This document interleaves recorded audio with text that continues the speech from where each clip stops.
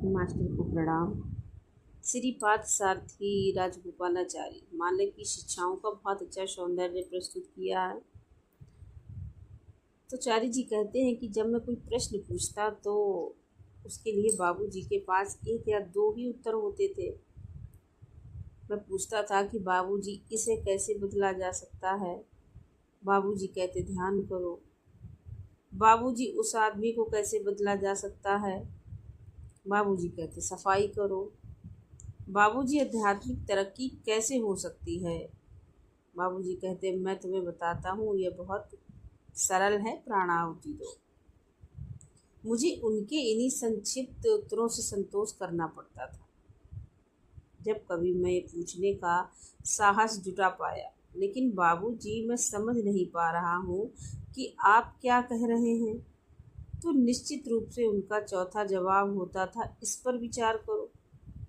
बाबूजी की शिक्षा की विलक्षणता यही थी कि हमें आम आत्मचिंतन के प्रति, या यूँ कहें कि अपने भीतर उत्तर खोजने के प्रति उत्कंठा पैदा कर देते थे। इस तरह से हम केवल उत्तर खोजने में ही सफल नहीं हो जाते थे, बल्कि हमारा ये विश्वास कि हमारे अंदर भी हर एक चीज़ है जो हमारे सदगुरु के अंदर है, धारणा में बदल जाता था। मेरी समझ में यहीं से हमारा आस्था का प्रारंभ होता है, क्योंकि जब एक शिष्य एक महसूस करने लगता है कि वह हर चीज़ अपने अंदर ही पा सकता है जिसकी उसे ज़रूरत है या ज़रूरत पड़ेगी, तो यह उसकी आस्था का पहला चरण होता है। अब यहाँ यह प्रश्न है कि यह आस्था सद्गुरु के प्रति ही क्यों होनी चाहिए, अपने प्रति क्यों नहीं।